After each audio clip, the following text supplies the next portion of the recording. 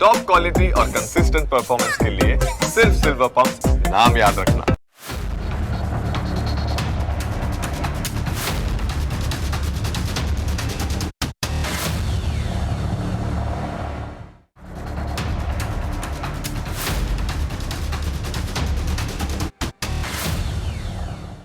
છેલ્લા કેટલાક સમયથી આખી દુનિયાના રાજકારણ અને અર્થતંત્રમાં એક જોરદાર તોફાન આવ્યું છે અને આ તોફાનનું નામ છે ડોનાલ્ડ ટ્રમ્પ.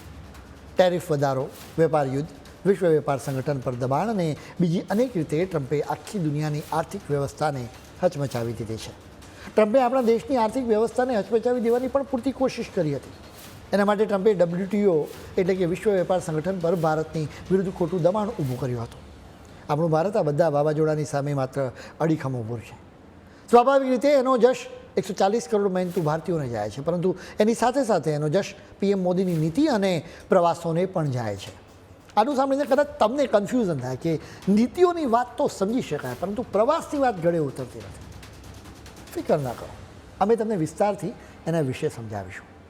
PM મોદી હાલમાં જ સેશેલ્સની મુલાકાતે ગયા હતા. આમ તો તેઓ છેલ્લા કેટલાક સમયથી અનેક દેશોની મુલાકાતે જઈ રહ્યા છે અને જવાના છે. આ દરેક મુલાકાતોથી અમેરિકા અને ચીન બંનેને આંચકો લાગ્યો છે, પેટમાં દુખ્યો છે. સૌથી પહેલાં ટ્રમ્પને કેવી રીતે આંચકો લાગ્યો ને એ તમારે સમજવા જેવું છે. આપણે અનેક દેશોમાંથી વસ્તુઓની નિકાસ કરીએ છીએ, પરંતુ એ બધામાં અમેરિકા સાથેની ભાગીદારી નોખી છે, કેમ કે આપણે અમેરિકામાં જેટલી વસ્તુઓની આયાત કરીએ છીએ ને એના કરતાં વધારે વસ્તુઓની નિકાસ કરીએ છીએ. સરળ ભાષામાં કહીએ ને તો આપણા દેશમાંથી જેટલા ડોલર અમેરિકામાં જાય છે એના કરતાં વધારે ડોલર તો આપણા દેશમાં આવે છે. આ જ વાત ટ્રમ્પને ખૂંચે છે. એટલે જ તેઓ ટેરિફથી માંડીને જુદા જુદા બહાને એવા પ્રયત્નો કરતા રહે છે કે ભારતમાંથી ચીજવસ્તુઓ અમેરિકામાં ન આવે. અહીં જ ગડબડ થઈ જાય છે. અમેરિકાથી ઓછા ડોલર આવવા લાગ્યા. જોકે આપણને તો ડોલરની જરૂર પડે, કેમ કે કાચું તેલ એટલે કે ક્રૂડ ઓઇલ, ખાતર, દવાઓ, સોનું, ચાંદી અને કોપર સહિત અનેક વસ્તુઓની ખરીદી કરવા માટે ડોલર જ જોઈએ છે. એટલું નહીં, ભારતીય નિકાસકારો માટે પણ મુશ્કેલીઓ ઊભી થઈ જાય. જે લોકો અત્યાર સુધી અમેરિકામાં પોતાની ચીજવસ્તુઓની નિકાસ કરતા હતા ને તેઓ મુશ્કેલીમાં મુકાયા. હવે PM મોદીની સરકારે આવા નિકાસકારો માટે બીજા દ્વાર ખોલવા માટે મિશન શરૂ કર્યું. ભારતે અનેક દેશોની સાથે ફ્રી ટ્રેડ એગ્રીમેન્ટ કર્યા.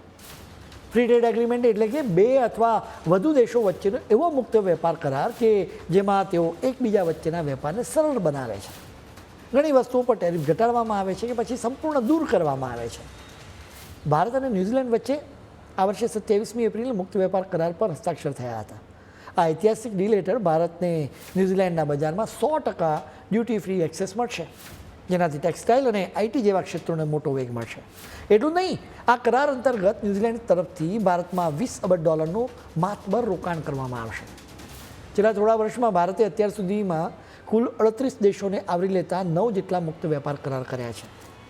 જેમ કે વર્ષ 2021માં ભારત મોરિશિયસ વચ્ચે કરાર કરવામાં આવ્યો હતો, જેના પછી મે 2022માં ભારત અને UAE વચ્ચે વ્યાપક આર્થિક ભાગીદારીનો કરાર થયો, જેણે બંને દેશોના સંબંધોને એક નવી દિશા આપી. ડિસેમ્બર 2022માં ભારત અને ઓસ્ટ્રેલિયા વચ્ચેનો આર્થિક અને વેપાર કરાર પણ અમલમાં આવી ગયો.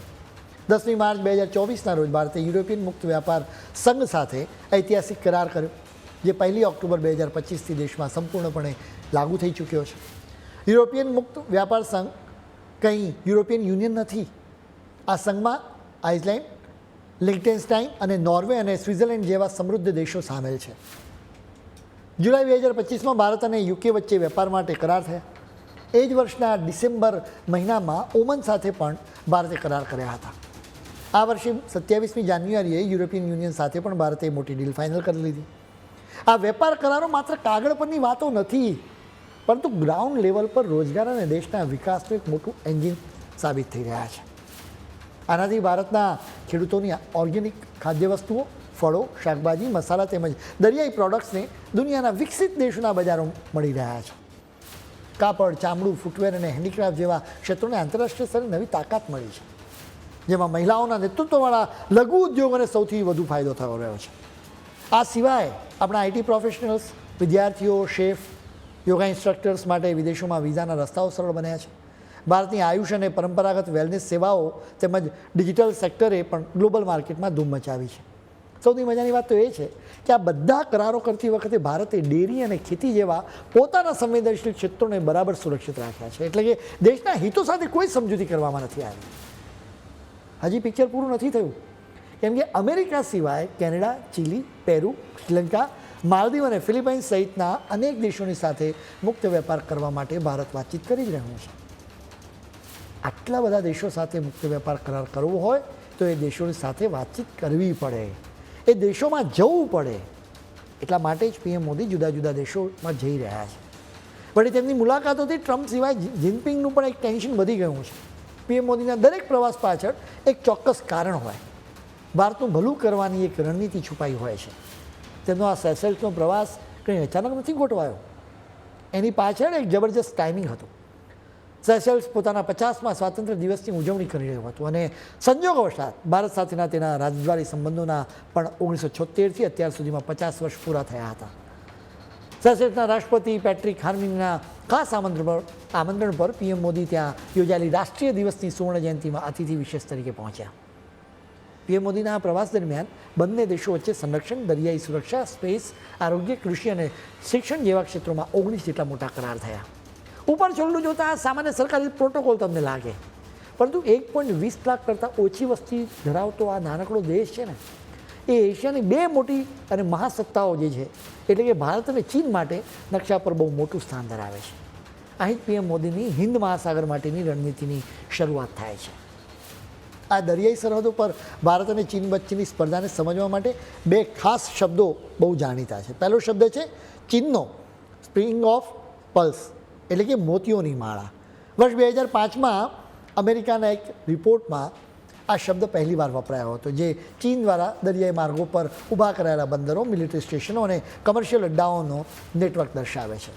શ્રીલંકાનું હમ્બનટોટા, પાકિસ્તાનનું ગ્વાદર અને બાંગ્લાદેશનું ચિત્તગોંગ બંદર, આ બધા ચીનના એવા મોતીઓ છે જે ભારતને ઘેરવા માટે ગોઠવવામાં આવ્યા. ચીન ભલે આ બંદરો પરના નિયંત્રણને માત્ર વ્યાપારિક ગણાવે, પરંતુ ભારતમાં સંરક્ષણ ક્ષેત્રના નિષ્ણાતો આ વાત બિલકુલ માનવા તૈયાર નથી. ચીનની આ ચાલનો જવાબ આપવા માટે ભારતે નેકલેસ ઓફ ડાયમંડ્સ, એટલે કે હીરાનો હાર નામની એક અદૃશ્ય વ્યૂહરચના અપનાવી છે. આ અંતર્ગત ભારતે Mauritius, Seychelles, Oman, Singapore, Indonesia અને વિયેતનામ જેવા દેશો સાથે નૌકાદળ અને સુરક્ષા સંબંધો બહુ મજબૂત કર્યા, જે ચીનના વેપારી માર્ગો પર બરાબર નજર રાખે છે. આ ગણિતમાં છે ને સેશેલ્સનું સ્થાન બહુ મોટું છે. તમે હિન્દ મહાસાગરનો નકશો જોશો તો તમને સમજાશે અને એના વિશે ખ્યાલ આવશે. પીએમ મોદીના પ્રવાસમાં ગયેલા ભારતીય નૌકાદળના 2 જહાજો અને લશ્કરી ટુકડી માત્ર પરેડની શોભા વધારવા નહોતા ગયા, પરંતુ ભારતે દુનિયાને પોતાના ચમકતા હીરાનું શક્તિ પ્રદર્શન કરાવ્યું. પીએમ મોદીએ એક તરફ જુદા જુદા દેશો સાથે મુક્ત વેપાર કરાર કરીને ભારતીય ચીજવસ્તુઓને દરિયામાં તરતી કરી દીધી છે, એટલે કે એમને જુદા જુદા દેશોમાં પહોંચાડી દીધી છે.